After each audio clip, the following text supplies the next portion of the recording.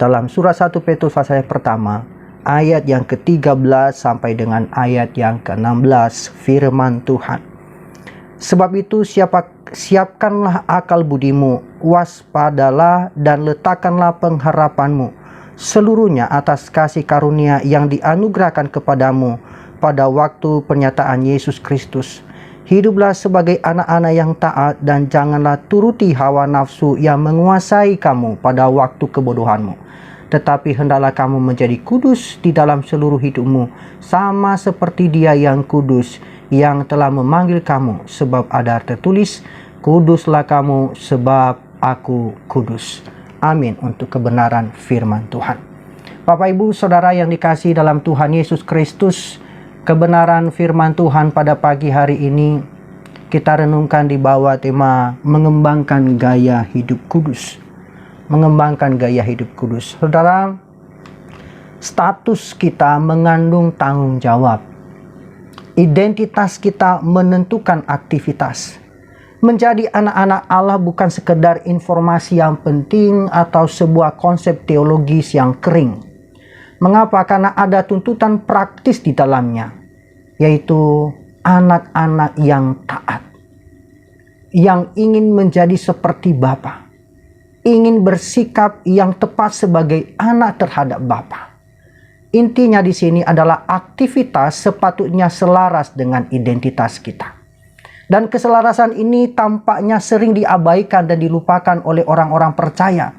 Di satu sisi mendapati ada yang mengagungkan status sebagai anak Allah, tetapi dengan konsep yang keliru. Mereka mengajarkan bahwa menjadi anak-anak Allah berarti menjadi anak-anak raja. Menjadi anak-anak raja menjadi kaya raya. Saudara, ketaatan yang seharusnya itu menjadi elemen yang sangat penting, justru kurang ditekankan. Dan ini sangat berseberangan dengan ayat yang ke-17 dalam konteks yang kita baca. Dikatakan, dan jika kamu menyebutnya Bapa, yaitu Dia yang tanpa memandang muka menghakimi semua orang menurut perbuatannya, maka hendaklah kamu hidup dalam ketakutan selama kamu menumpang di dunia ini. Status sebagai anak-anak Allah itu menyeratkan tuntutan untuk meneladani dan mentaati Bapa. Tapi di sisi yang lain ada orang-orang tertentu yang menaati Allah tetapi dengan konsep dan motivasi yang keliru. Ketaatan mereka ditandakan dengan pada ketakutan terhadap hukum, bukan rasa hormat kepada Tuhan. Di mata mereka Allah hanyalah figur hakim yang sangat mengerikan. Ketaatan disamakan dengan keterpaksaan. Dan ini jelas sangat bertabrakan dengan ayat-ayat di ayat 18. Seharusnya ketaatan sebenarnya muncul dari hati yang bersyukur kepada Allah karena kebaikan-kebaikannya yang tidak terkatakan dalam kehidupan kita. Saudara, Petrus mengajak para pembacanya untuk kudus dalam terang kedatangan Yesus Kristus dan karakter kudus Allah yang memanggil kepada keselamatan. Dia menekankan paling tidak ada 3 poin untuk menjadi umat yang kudus. Harus fokus pada kedatangan Kristus, taat dalam keseluruhan kehidupan, dan tumbuh dalam pengetahuan tentang kekudusan Allah. Bapak Ibu yang dikasihi dalam Tuhan Yesus Kristus, istilah kudus itu berarti menjadi terpisah. Ketika diterapkan pada Allah dan itu menunjukkan pada transendensinya bahwa Dia ada di atas dan melampaui ciptaannya dengan cara yang membuatnya berbeda. Dan di dalam ini terkandung kata atau gagasan tentang kemurnian Allah, bahwa Dia benar-benar terpisah dari semua dosa. Maka ketika Allah memanggil untuk kekudusan, itu berarti bahwa harus dipisahkan dari dunia untuk Allah, terpisah dari semua dosa. Tetapi karena dosa berdiam di dalam kehidupan kita sebagai makhluk yang sudah jatuh, bagaimana kita berharap untuk menjadi kudus? Saudara, ada 3 makna di mana kata kudus ini sebagai umat Allah saat meletakkan iman pada Yesus Kristus sebagai juru selamat, maka secara posisional itu disucikan atau dipisahkan untuk Allah. Kemudian harus secara progresif disucikan dengan bertumbuh dalam kekudusan. Dan proses ini tidak akan selesai selama berada dalam tubuh yang kita diami ini. Tetapi harus bekerja aktif untuk Dia, bertanggung jawab sepenuhnya. Maka ketika bertemu dengan Tuhan, akan disempurnakan, dibuatnya sepenuhnya seperti Dia. Maka jika milik Allah, Dia telah memisahkan untuk dirinya, maka secara progresif membuat kita tetap dalam tahap kesempurnaan sampai kepada finalnya bertemu muka dengan muka. Saudara, Bapak Ibu yang dikasihi dalam Tuhan Yesus Kristus, sejak awal bahwa tidak bisa sampai ke sorga dengan berusaha untuk menjadi kudus. Mengapa? Karena perbuatan baik tidak bisa membayar hukuman dosa. Hanya darah Yesus Kristuslah yang dapat memenuhi keadilan Allah. Dan harus mempercayakan diri sepenuhnya kepadanya. Bukan kepada perbuatan baik kita. Tetapi jika iman pada Kristus untuk menyelamatkan adalah nyata, maka itu akan menghasilkan kehidupan yang kudus.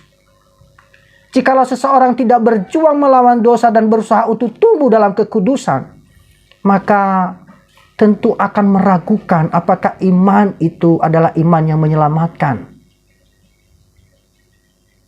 Dalam kitab suci, tanpa kekudusan, tidak ada seorang pun yang akan melihat Tuhan. Ini dalam Ibrani pasal 12-14. Dan Petrus menunjukkan kepada kita minimal bagaimana kita mengembangkan gaya hidup kudus sebagai orang yang telah percaya kepada Kristus. Maka yang pertama yang kita renungkan untuk menjadi umat yang kudus, harus fokus pada kedatangan Kristus. Ini kalau kita melihat di ayat 13. Dalam teks Yunani memiliki dua perintah di sini. Kencangkanlah harapan saudara dan menjadi kudus. Ini merupakan kata kerja dengan tindakan yang bergantung pada bagian yang sebelumnya. Bagaimana kita yang sudah mengalami pembaharuan dan diberikan janji yang pasti, yang tidak pernah layu, yang tidak bisa hancur, ada jaminan. Maka di ayat 13 dikatakan, sebab itu siapkanlah akal budimu, waspada dan letakkanlah pengharapanmu seluruhnya atas kasih karunia yang dianugerahkan kepadamu pada waktu penyataan Yesus Kristus. Oleh karena itu perintah ini adalah untuk memiliki fokus yang tegas pada kasih karunia yang akan datang ketika Kristus kembali. Maka ada 3 aspek fokus di sini. Yang pertama, hidup kudus dalam terang kedatangan Kristus itu dimulai dalam pikiran. Sebenarnya terjemahan adalah mengencangkan pinggang pikiran kita. Ini merupakan sebuah ungkapan yang berasal dari fakta bahwa seorang pria pada zaman itu mengenakan jubah luar yang panjang, yang itu bisa mengganggu ketika mereka perlu berlari, bekerja, atau berperang dalam pertempuran. Maka mereka akan merapatkan jubah mereka ke dalam ikat pinggang sehingga tidak menjadi penghalang. Dan ini ungkapan gulungan lengan kita. Ini gambaran tentang sebab itu siapkanlah akal budimu. Ide ini di sini adalah bersiaplah secara mental untuk bertindak atau bertindak dalam ranah kekudusan.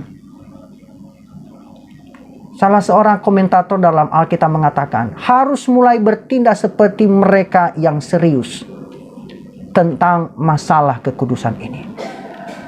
Intinya, kekudusan dimulai dalam kehidupan berpikir kita. Apa yang kita pikirkan itu menentukan bagaimana kita hidup.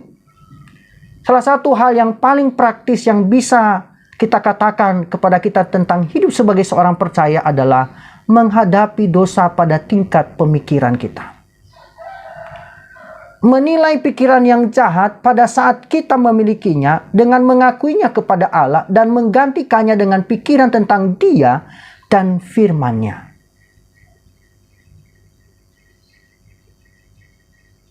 Kita bisa iri terhadap seseorang, maka kita harus menilainya, mengakuinya, dan minta kepada Allah untuk menggantikannya dengan kasih kepada orang itu.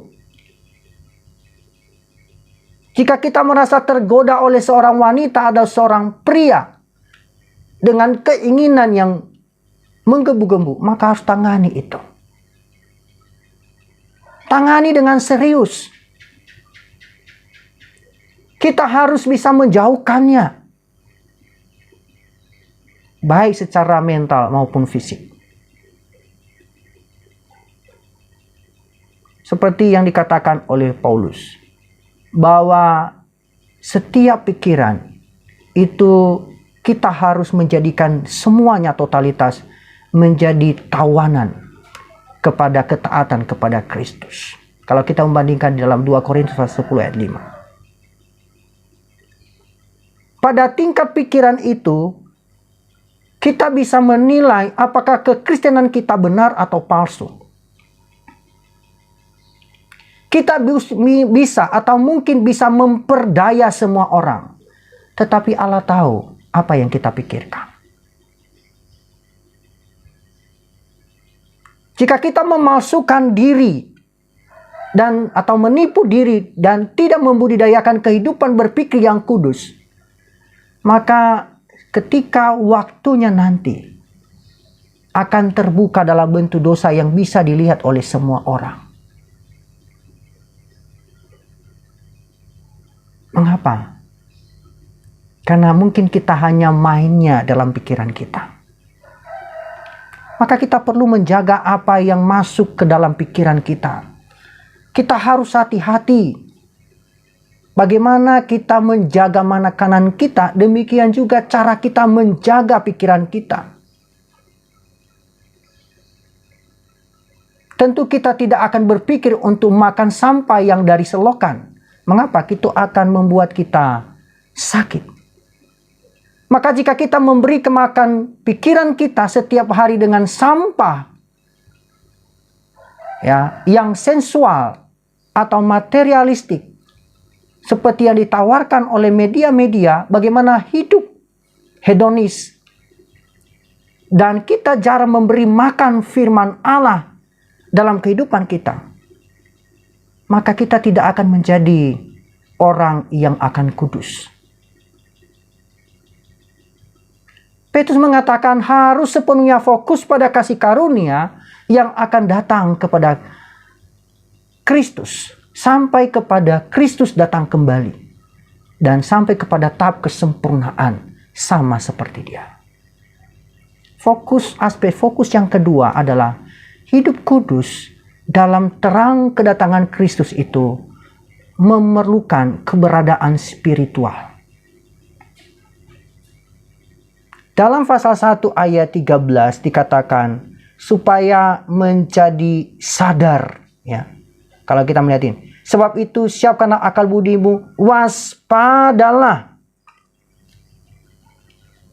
Saudara, dalam bagian ini menjadi sadar. Kalau kita melihat bagian yang lain, dalam penerjemahan yang lain, tidak mabuk. Tentu di sini memiliki aplikasi spiritual yang berarti waspada dan mengendalikan diri. Dan ini menjelaskan, mengacu pada kejelasan pikiran dan penilaian yang baik. Kalau kita melihat konsep dalam bentuk kata ini merupakan kata benda, maka ini berbicara tentang sebagai kualifikasi, sebagai seorang yang memegang jabatan, yang bertugas untuk melayani. Petrus menggunakan di pasal 5 ayat 8, sadarlah dan berjaga-jagalah, lawanmu si iblis, waspadalah, berjalan keliling sama seperti singa yang mengaum-ngaum, dan mencari orang yang dapat ditelannya. Jika seekor singa nyata berada di luar, maka tidak akan bijaksana kalau pergi keluar. Kita tidak akan bersenang-senang. Kita akan selalu mencari tanda-tanda kedatangannya. Waspada. Bahkan kita akan memastikan anak-anak kita berada di dalam ruangan supaya jangan diterkam oleh singa. Kita akan memperingatkan mereka dengan tegas tentang bahaya tersebut. Bahkan kita mungkin akan mengambil setiap tindakan pencegahan agar tidak menjadi mangsa berikutnya. Artinya kita sedang berada dan tinggal di wilayah musuh. Mengapa? Karena bagian yang lain dalam firman Tuhan, seluruh dunia ini ada di bawah kuasa si jahat. Maka jika kita memberi makan pikiran kita dengan sampah dunia dan tidak memberi makan firman Allah, itu seperti orang yang mabuk. Ketika ada singa yang mengaum, sepertinya seolah-olah kuat tapi tidak berdaya. Maka kita adalah mangsa yang sudah dan akan mampus. Kita tidak akan menjadi orang kudus. Mungkin kita berpikir ini terdengar agak legalistik. Tapi perhatikan aspek yang ketiga. Hidup kudus dalam terang kedatangan Kristus itu diberi motivasi oleh kasih karunia. Siapkanlah akal budimu sepenuhnya pada kasih karunia yang dibawa kepada kita saat pemberian kedatangan Kristus, yang dianugerahkan Kristus. Kasih karunia adalah motivasi untuk hidup kudus. Saudara, di sini di ayat 13, Petrus mengarahkan kembali kepada keselamatan yang besar yang sedang dibicarakan oleh Petrus dalam perenungan kita yang sudah kita lewati dalam pasal 1 ayat 3 sampai 12. Ini dibawa kepada kita sekarang dan memberi kita petunjuk bahwa telah memulai menikmati apa yang Allah ungkapkan sepenuhnya ketika Kristus kembali. Kata dibawa di sini menggarisbawahi tindakan yang berdaulat dari Allah, membawa kasih karunia kepada umatnya. Mengapa Petrus mengatakan untuk fokus pada kasih karunia yang akan dibawa ketika Kristus kembali daripada kasih karunia yang sudah diterima? Tentu di sini tidak bisa bersikap dogmatis, tetapi saya berpikir bahwa kita sebagai pembaca daripada surat Petrus sedang mengalami tantangan seperti ini. Ya. Bahkan kita sadar dan tahu betul bahwa surat 1 Petrus ditujukan kepada orang-orang yang sedang mengalami tekanan, berada di perantauan, dan diberikan motivasi. Dan itu adalah tantangan terbesar, diberikan motivasi supaya menyadari bahwa kasih karunia Allah, anugerah Allah itu cukup di tengah-tengah keterpurukan, di tengah-tengah tekanan yang sedang dialami. Maka kita harus tetap bertahan melalui pencobaan dan fokus pada kenyataan bahwa Allah akan memberkati kita melebihi dari apa yang kita bayangkan. Bukan berdasarkan apa kita pantas menerimanya, tetapi berdasarkan kasih karunia yang dianugerahkan kepada kita, yang seharusnya tidak pantas untuk kita terima, tapi diberikannya. Maka kasih karunia akan pengharapan ini memotivasi untuk menjalani hari-hari hidup kita dalam kekudusan. Terlepas dari seberapa banyak kita mengalami penderitaan, tetap jaga kekudusan.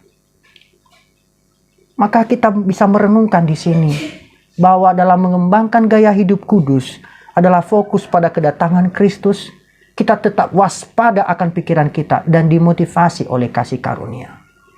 Maka prinsip yang kedua yang kita renungkan untuk menjadi kudus harus taat kepada Bapa dalam semua aspek kehidupan. Maka ada 3 aspek yang terlibat dalam ketaatan ini. Yang pertama, harus memutuskan hubungan dengan gaya hidup masa lalu kita. Di ayat ke-14 di situ dikatakan, hiduplah sebagai anak-anak yang taat dan jangan lagi turuti hawa nafsu yang menguasai kamu pada waktu kebodohanmu. Kata menyesuaikan diri di sini digunakan 1 kali dalam Perjanjian Baru. Dan Paulus dalam Roma 12 ayat 2, dan janganlah menjadi serupa dengan dunia ini, tetapi berubahlah oleh pembaharuan budimu. Konsepnya sama, agar kita bisa membedakan manakah kehendak Allah, apa yang baik dan yang berkenan kepadanya dan yang sempurna.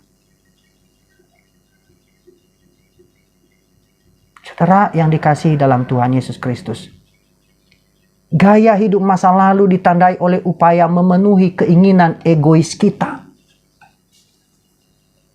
Kata nafsu tidak hanya merujuk pada nafsu seksual, tetapi pada segala jenis pencarian identitas kita, baik yang ditunjukkan kepada kekayaan, kekuasaan, dan kesenangan. Dan ini mengungkapkan tarikan emosional yang kuat dari godaan dan dosa. Keinginan-keinginan sepenuhnya mengendalikan orang-orang yang tidak percaya. Mengapa? Karena mereka tidak mengenal Allah.